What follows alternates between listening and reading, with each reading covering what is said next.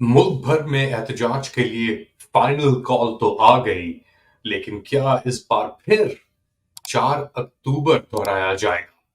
Late Ali show you के एक और एपिसोड में आप सबको खुशामदीद। Do like, subscribe and share this content. बात आखिरकार इमरान खान ने कर ही दी, तारीख चुन ही ली। 24 नवंबर की तारीख, इतवार के रोज एक फाइनल कॉल एहतजाज बुलाया गया है।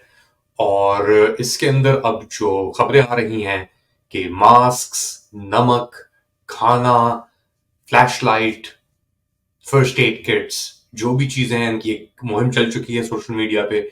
इसको जमा करो और एहतजाज के लिए बाहर निकलो। डी चौक की तरफ, अडियाला की तरफ, या जहां भी हो, बाहर निकलो। सुने अलीमा खान ने क्या कहा, अपने भाई का पैगाम किस तरीके से दिया अडियाला जेल के बाहर। आज आपको फैसला करना होगा कि हमारा अगला मुस्तकबिल में हमने मार्शल लॉ के अंदर रहना है या हमने आज़ादी में रहना है। और 24 तारीख इमरान खान ने आज इस्लामाबाद के लिए कॉल दे दिया और यही उनकी जो पूरी स्टेटमेंट थी, ये मैंने आपके पास उनका पैगाम पहुंचा दिया। तो ये थी अलीमा खान और ये कॉल दे रही थी, बेसिकली अपने भाई का पैगाम दे रही थी कि अब उन्होंने एक फाइनल कॉल दे दी है।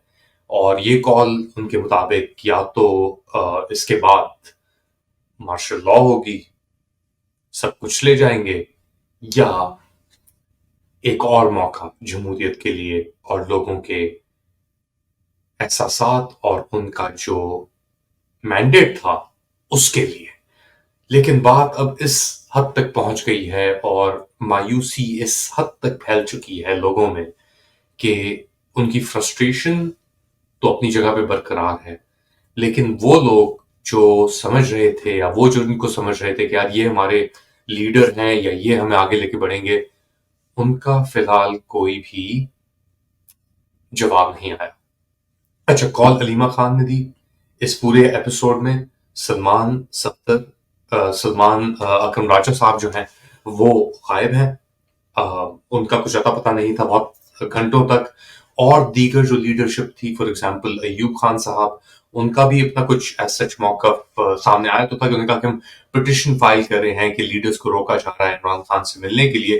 तो द फैक्ट कि अलीमा खान ने आके ये ऐलान किया, इस बात की भी अलामत है कि एक ट्रस्ट डेफिसिट जो पाया जाता है लोगों में और पाकिस्तान तहरीक इंसाफ की लीडरशिप में, एक्सेप्ट इमरान खान, उसको खत्म करने के लिए या उसको एक तरीके से कम करने के लिए अलीमा खान को सामने लेके आया गया है।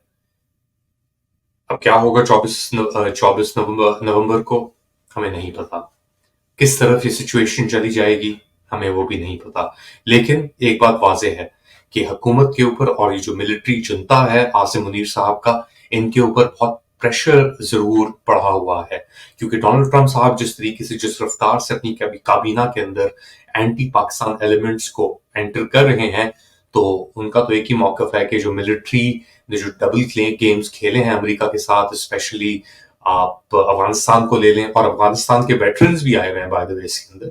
जो आपके डिफेंस सेक्रेटरी आए हैं अमेरिका के अंदर, जो फॉक्स न्यूज के होस्ट थे, हैक्सिट साहब, वो टूर कर चुके हैं इराक और अफगानिस्तान का भी। आपके जो एनएसए हैं, नेशनल सिक्योरिटी एडवाइजर वॉल्ट साहब, वो अफगानिस्तान के अंदर उन्होंने सर्व किया हुआ है। और दोनों के जो व्यूज हैं, ओपिनियंस हैं पाकिस्तान अस्करी क़यादत के बारे में, वो बहुत ही खतरनाक हैं। पाकिस्तान अस्करी क़यादत को इसका डेफिनेटली एक दर्द और परेशानी तो महसूस हो रही होगी, और इसीलिए शायद अब जो हम देख रहे हैं कि जो प्रेशर पड़ रहा है पीटीआई क़यादत के ऊपर और इमरान खान के ऊपर, वो बहुत इंटेंसिफाई हो रहा है। अपेरेंटली इनसे बात भी की गई है कि लोग पैगाम भी ले गए हैं कि इसको मुका कर लें आप और इस चीज को खत्म करें, मगर वो मुका करने के लिए तैयार नहीं है। वो लोगों से उन्होंने क्लियरली कह दिया एब्सोल्युटली नॉट।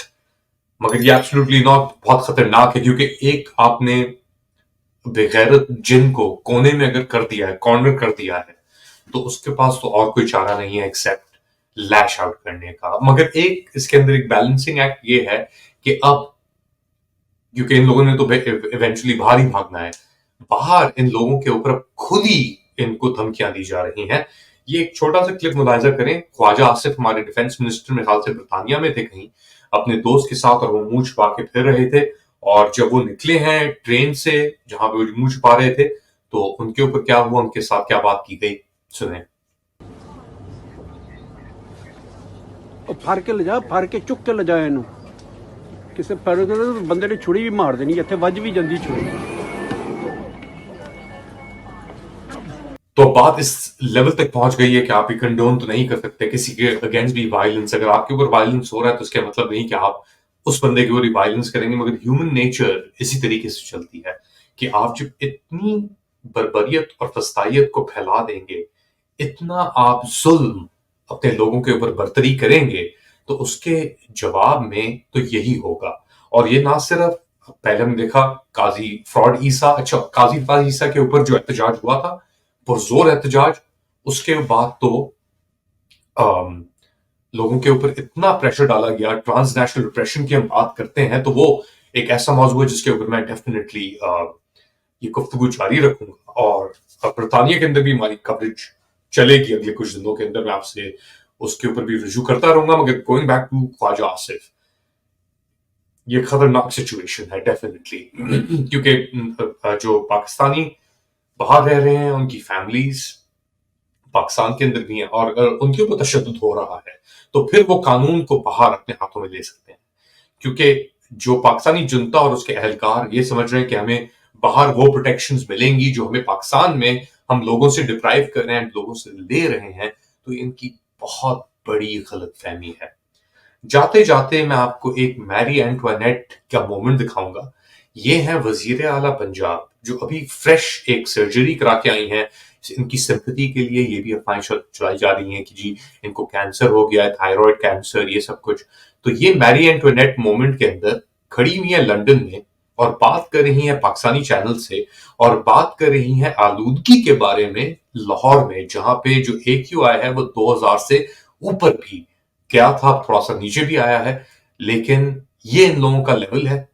ये बाहर से बैठ के, जनीवा लंदन से बैठ के बाय रिमोट आपके ऊपर हुक्मरानी कर रहे हैं, और इनको तरजीह दी जा रही है अफवाज पाकिस्तान की क़यादत में। तो मुलाहिजा करें और फिर इख्तिताम की तरफ बढ़ते हैं। हर वो मेजर्स ले रहे हैं, हर वो मेजर्स हम ले रहे हैं जो हम ले सकते हैं। और स्मॉग का एक मसला ऐसा है जो बहुत सालों से है, और ओवरनाइट उसकी कोई करेक्शन नहीं है। ओवरनाइट हम उसको ठीक नहीं कर सकते, लेकिन हम वो तमाम इकदामात उठा रहे हैं जिससे आने वाले सालों में वो कम होगा और इंशाअल्लाह ताला खत्म होगा। तो ये थी मैरी एंटवानेट, मरियम नवाज शरीफ साहिबा, जो बात कर रही थी आलूदगी की अपने मरकजी शहर लाहौर के अंदर लंदन से। वो खैर मरकजी शहर उनका लंदन है, वो तो ऐसे ही आती जाती रहती है टूरिज्म के ऊपर।